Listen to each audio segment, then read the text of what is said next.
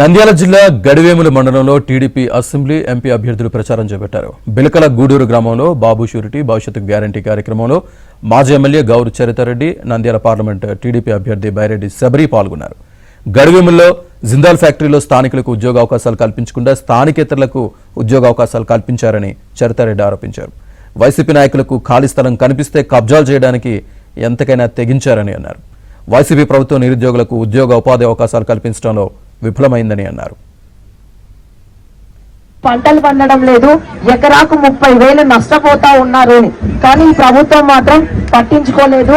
మనం అధికారంలోకి వచ్చిన తర్వాత తప్పకుండా దాన్ని చేస్తామని కూడా మీకు ఈ సందర్భంగా తెలియజేస్తా ఉన్నాం.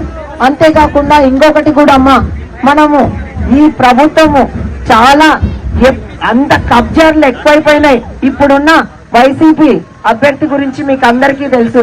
కబ్జాలు ఎక్కడ స్థలాలు దొరుకుతాయా, మన ఎక్కడ వీటినన్నిటిని రద్దు చేయడం అయింది. కాబట్టి మళ్ళీ మనకి అంతేకాకుండా చదువుకున్న యువతీ యువకులకు కూడా ఎవరికి ఉద్యోగ ఉపాధి అవకాశాలు లేవు. ఈ రోజు చాలా ఇబ్బందులు పడతా ఉన్నాం. అంతేకాకుండా మనకి ఇక్కడే జిందాల్ ఫ్యాక్టరీ వచ్చింది. ఆ రోజు భూములు కోల్పోయిన వాళ్ళకి ఉద్యోగాలు ఇవ్వాలని ఉంది. కానీ ఇక్కడి వాళ్ళ కాకుండా అంతా రాజస్థాన్, మధ్యప్రదేశ్, వేరే రాష్ట్ర వాళ్ళకే ఉద్యోగాలు